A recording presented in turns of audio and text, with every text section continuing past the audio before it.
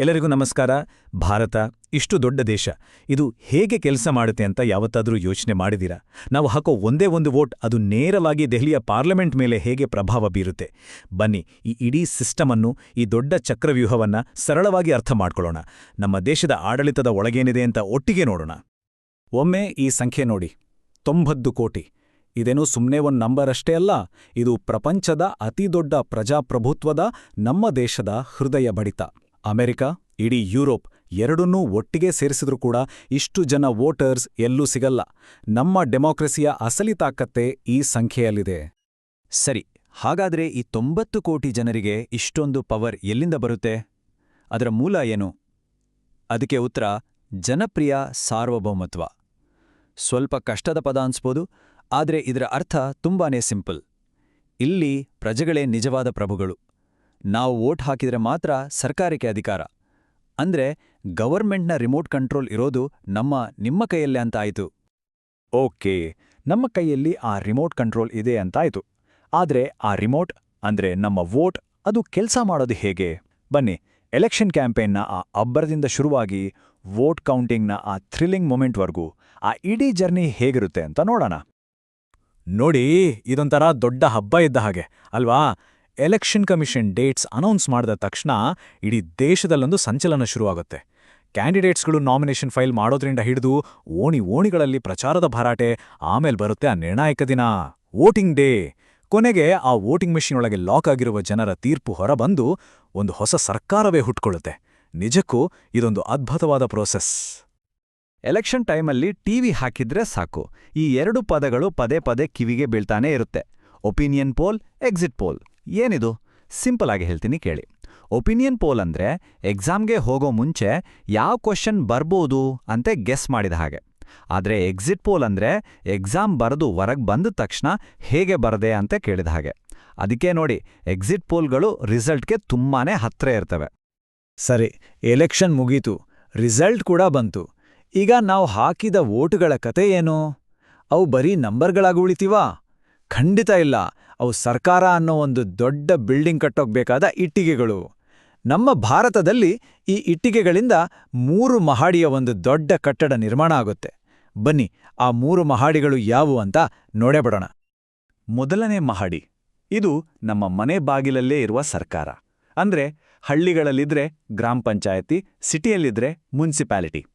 ನಮ್ಮ ಏರಿಯಾದಲ್ಲಿ ರೋಡ್ ಸರಿಯಿಲ್ಲ, ನೀರು ಬರ್ತಾ ಇಲ್ಲ, ಕಸದ ಗಾಡಿ ಟೈಮ್ಗೆ ಬರ್ತಿಲ್ಲ, ಈ ಥರದ ಎಲ್ಲ ಸಮಸ್ಯೆಗಳಿಗೆ ನಾವು ಮೊದಲು ಹೋಗಿ ಕಂಪ್ಲೇಂಟ್ ಕೊಡೋದು ಇಲ್ಲೇ. ಇದು ನಮ್ಮ ಡೈಲಿ ಲೈಫ್ ಜೊತೆ ಬೆರೆತು ಹೋಗಿರುವ ಸರ್ಕಾರ. ಈಗ 2ನೇ ಮಹಡಿಗೆ ಹೋಗೋಣ. ಇದು ನಮ್ಮ ರಾಜ್ಯ ಸರ್ಕಾರ.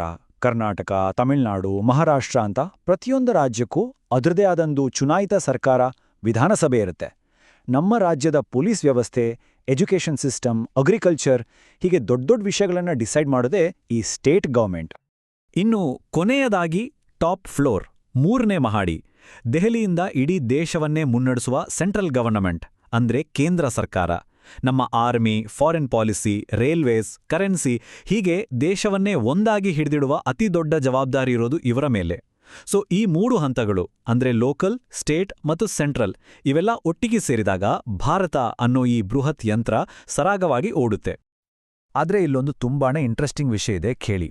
ನಮ್ಮ ಆಡಳಿತದ ಮೊದಲೇ ಮಾಡಿದೆಯಲ್ಲ, ಅಂದ್ರೆ ಲೋಕಲ್ ಗವರ್ಮೆಂಟ್, ಅಲ್ಲಿ ಒಂದು ಸೈಲೆಂಟ್ ರೆವಲ್ಯೂಷನ್ ಆಗಿದೆ. ಇಲ್ಲಿ ಮಹಿಳೆಯರಿಗೆ ರಿಸರ್ವೇಷನ್ ಇರೋದ್ರಿಂದ ಇವತ್ತು ಸುಮಾರು 13 ಲಕ್ಷಕ್ಕೂ ಹೆಚ್ಚು ಮಹಿಳೆಯರು ಲೀಡರ್ಸ್ ಆಗಿ ಕೆಲಸ ಮಾಡ್ತಿದ್ದಾಳೆ. ಇಡೀ ಜಗತ್ತಲ್ಲೇ ಇದೊಂದು ದೊಡ್ಡ ಅಚೀವ್ಮೆಂಟ್ ಅಲ್ವಾ? ಆದರೆ ಎಲ್ಲವೂ ಅಂದ್ಕೊಂಡಷ್ಟು ಚೆನ್ನಾಗಿಲ್ಲ. ಈ ಲೋಕಲ್ ಗವರ್ಮೆಂಟ್ಗಳಿಗೆ ಅದರದ್ದೇ ಆದ ದೊಡ್ಡ ಚಾಲೆಂಜ್ಗಳಿವೆ. ಮೊದಲನೇದಾಗಿ, ಮೇಲಿಂದ ಪೂರ್ತಿ ಪವರ್ ಸಿಗಲ್ಲ. 2ನೇದು, ಕೈಯಲ್ಲಿ ಸಾಕಷ್ಟು ಹಣ ಇರಲ್ಲ.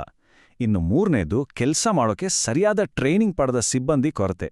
ಈ 3 ಮುಖ್ಯ ಕಾರಣಗಳಿಂದ ಈ ಸರ್ಕಾರಗಳು ಅಂದ್ಕೊಂಡಷ್ಟು ಎಫೆಕ್ಟಿವ್ ಆಗಿ ಕೆಲಸ ಮಾಡೋಕೆ ಆಗ್ತಿಲ್ಲ. ಸರಿ, ಈಗ ಮತ್ತೆ ಟಾಪ್ ಫ್ಲೋರ್ಗೆ ಹೋಗೋಣ. ದೆಹಲಿಯಲ್ಲಿರೋ ಈ ಸೆಂಟ್ರಲ್ ಗವರ್ಮೆಂಟ್ ಇದೆಯಲ್ಲ, ಇದನ್ನ ಯಾರು ರನ್ ಮಾಡೋದು? ಇದರೊಳಗೆ ಯಾವೆಲ್ಲ ಭಾಗಗಳಿವೆ? ಬನ್ನಿ, ಗವರ್ಮೆಂಟ್ನ ಈ ಮೇನ್ ಎಂಜಿನನ್ನು ಸ್ವಲ್ಪ ಹತ್ತಿರದಿಂದ ನೋಡೋಣ. ಇದನ್ನ ಒಂದು ಕ್ರಿಕೆಟ್ ಟೀಮ್ ತರ ಇಮ್ಯಾಜಿನ್ ಮಾಡ್ಕೊಳ್ಳಿ. ಶಾಸಕಾಂಗ ಅಂದ್ರೆ ನಮ್ಮ ಪಾರ್ಲಿಮೆಂಟ್, ಇದು ಆಟದ ರೂಲ್ಸ್ ಅನ್ನ ಬರೆಯುತ್ತೆ, ಅಂದ್ರೆ ಕಾನೂನುಗಳನ್ನ ಮಾಡುತ್ತೆ.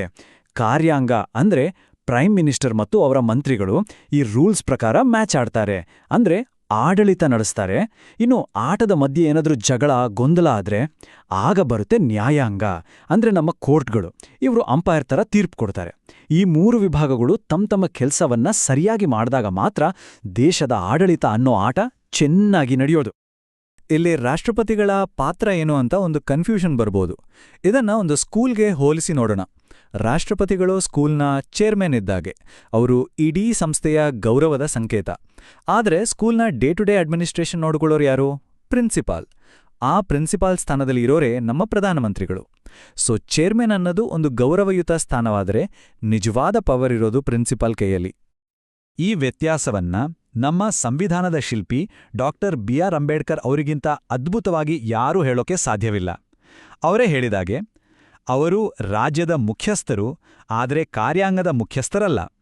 ಅವರು ರಾಷ್ಟ್ರವನ್ನ ಪ್ರತಿನಿಧಿಸ್ತಾರೆ, ಆದರೆ ರಾಷ್ಟ್ರವನ್ನ ಆಳುವುದಿಲ್ಲ. ಅವರು ರಾಷ್ಟ್ರದ ಸಂಕೇತ. ನೋಡಿ, ಈ ಒಂದೇ ಒಂದು ವಾಕ್ಯದಲ್ಲಿ ರಾಷ್ಟ್ರಪತಿಗಳ ಸ್ಥಾನದ ಸಂಪೂರ್ಣ ಚಿತ್ರಣ ನಮ್ಗೆ ಸಿಕ್ಬಿಡುತ್ತೆ. ಸರಿ, ಇಷ್ಟೆಲ್ಲ ಅರ್ಥ ಮಾಡ್ಕೊಂಡ್ವಿ. ಹಾಗಾದ್ರೆ ನಮ್ಮ ಸಿಸ್ಟಮ್ ಪರ್ಫೆಕ್ಟ್ ಆಗಿದ್ಯಾ? ಖಂಡಿತ ಇಲ್ಲ. ಅದರಲ್ಲೂ ಸವಾಲುಗಳಿವೆ. ಹಾಗಾದ್ರೆ ನಮ್ಮ ಮುಂದಿರುವ ದೊಡ್ಡ ಚಾಲೆಂಜ್ಗಳು ಯಾವುವು? ಮುಂದೆ ಭಾರತದ ಆಡಳಿತ ಹೇಗಿರಬೇಕು? ಬನ್ನಿ, ಕೊನೆಯದಾಗಿ ಈ ಕೆಲವು ಮುಖ್ಯವಾದ ಪ್ರಶ್ನೆಗಳ ಬಗ್ಗೆ ಸ್ವಲ್ಪ ಯೋಚನೆ ಮಾಡೋಣ. ನಮ್ಮ ಲೋಕಲ್ ಗವರ್ಮೆಂಟ್ಗಳ ಅಸಲಿ ಸಮಸ್ಯೆ ಏನು ಅನ್ನೋದಕ್ಕೆ ಈ ಚಾರ್ಟ್ ಕನ್ನಡಿ ಹಿಡಿಯುತ್ತೆ. ದೇಶದ ಒಟ್ಟು ಆದಾಯ ಅಂದ್ರೆ GDPಯಲ್ಲಿ ನಮ್ಮ ಸ್ಥಳೀಯ ಸರ್ಕಾರಗಳು ಖರ್ಚು ಮಾಡೋದು ಕೇವಲ 2% ಅಷ್ಟೇ. ಅದೇ ಬ್ರೆಜಿಲ್ನಲ್ಲಿ 7%, ಚೀನಾದಲ್ಲಿ 11%. ಇದರ ಅರ್ಥ ಏನ್ ಗೊತ್ತಾ? ನಮ್ಮ ರಸ್ತೆ, ನೀರು, ಸ್ವಚ್ಛತೆ ಈ ಥರದ ಬೇಸಿಕ್ ಕೆಲಸಗಳಿಗೆ ಬೇಕಾದಷ್ಟು ದುಡ್ಡು ಸಿಗ್ತಿಲ್ಲ. ಇದು ನಮ್ಮ ಆಡಳಿತ ವ್ಯವಸ್ಥೆ ಎದುರಿಸ್ತಿರುವ ಅತಿದೊಡ್ಡ ಸವಾಲುಗಳಲ್ಲಿ ಒಂದು. ಹಾಗಾದ್ರೆ ಮುಂದಿನ ದಾರಿ ಯಾವುದು? ನೋಡಿ, ನಮ್ಮ ಸಂವಿಧಾನ ನಮಗೆ ಒಂದು ದಾರಿಯನ್ನ ಸ್ಪಷ್ಟವಾಗಿ ತೋರಿಸಿದೆ. ಆದರೆ ನಮ್ಮ ಸಾವಿರಾರು ವರ್ಷಗಳ ಇತಿಹಾಸ, ನಮ್ಮ ಪರಂಪರೆ, ಅದರಿಂದಲೂ ನಾವು ಕಲಿಯೋದು ಸಾಕಷ್ಟಿದೆ. ಹಾಗಾದ್ರೆ ಭವಿಷ್ಯದ ಭಾರತವನ್ನ ಕಟ್ಟಬೇಕಾದ್ರೆ ನಾವು ನಮ್ಮ ಸಂವಿಧಾನದ ತತ್ವಗಳನ್ನ ಮತ್ತು ನಮ್ಮ ಪ್ರಾಚೀನ ಪರಂಪರೆಯ ಜ್ಞಾನವನ್ನ ಹೇಗೆ ಬ್ಯಾಲೆನ್ಸ್ ಮಾಡಬೇಕು? ಈ ಎರಡನ್ನೂ ಒಟ್ಟಿಗೆ ಹೇಗೆ ತೆಗೆದುಕೊಂಡೋಗ್ಬೇಕು? ಇದು ಇವತ್ತಿನ ಬಹುದೊಡ್ಡ ಪ್ರಶ್ನೆ. ಇದರ ಉತ್ತರ ನಾವೆಲ್ಲರೂ ಸೇರಿ ಹುಡುಕಬೇಕಿದೆ. ಇದರ ಬಗ್ಗೆ ಖಂಡಿತ ಯೋಚನೆ ಮಾಡಿ.